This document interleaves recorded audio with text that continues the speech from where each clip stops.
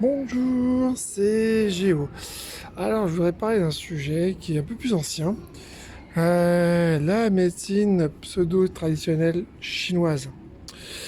Alors, on me dit oui, mais regardez, les Chinois, ils vivent vieux, gna gna gna. Ouais, regardez maintenant, ils ont tous plus de 90 ans. Alors, on va remettre les choses un peu dans un contexte historique. On va commencer par le début. Euh, les Chinois, il y a plus de 50 ans, après la Seconde Guerre mondiale, donc, avec la Grande Marche de Mao, sont passés dans un système communiste et ont eu l'aide, comme tout pays frère, c'est comme ça que ça s'appelait à l'époque, de l'URSS, de Staline. Et donc Staline leur a apporté des moyens modernes. Parce qu'il ne faut pas oublier que la Russie était quand même un pays moderne. Et donc une médecine moderne. Donc beaucoup de médecins chinois sont venus se former en Russie et dans les autres pays frères. On appelait aussi les pays satellites de l'URSS. Donc forcément, suite à ça, les gens qui ont 90 ans aujourd'hui, donc vous faites le décompte, 50 ans en arrière, 90 moins 50, ça nous fait donc 9 moins 5, hein, voilà, et 5, ça fait, ils avaient 20 ans, voilà, ils avaient 20 ans à l'époque, 20 ou 30 ans.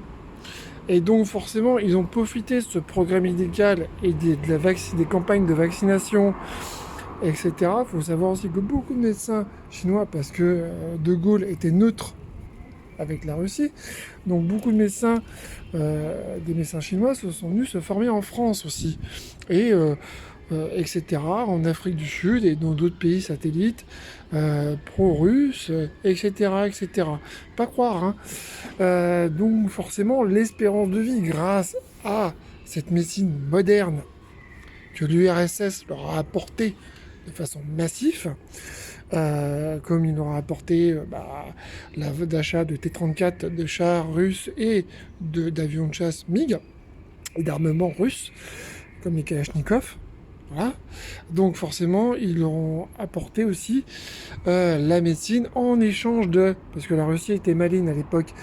Les pays frères, alias pays satellites, devaient en échange un tribut à la Russie.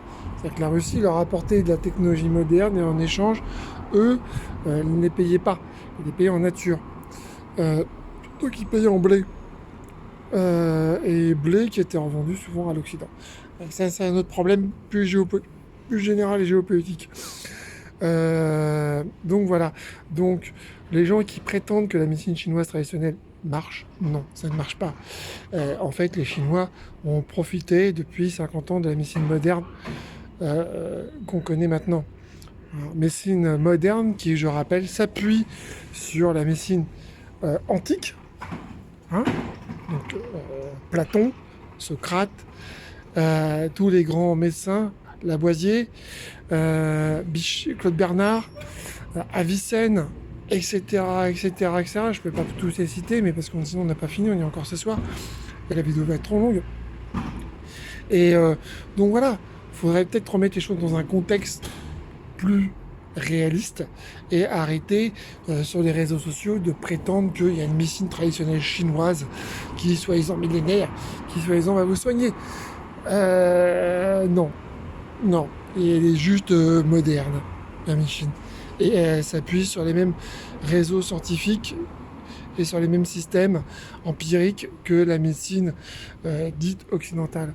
Voilà, mais il n'y a pas de médecine occidentale. Dire médecine occidentale, ça veut rien dire aussi. Voilà, parce que les Japonais sont aussi une médecine moderne.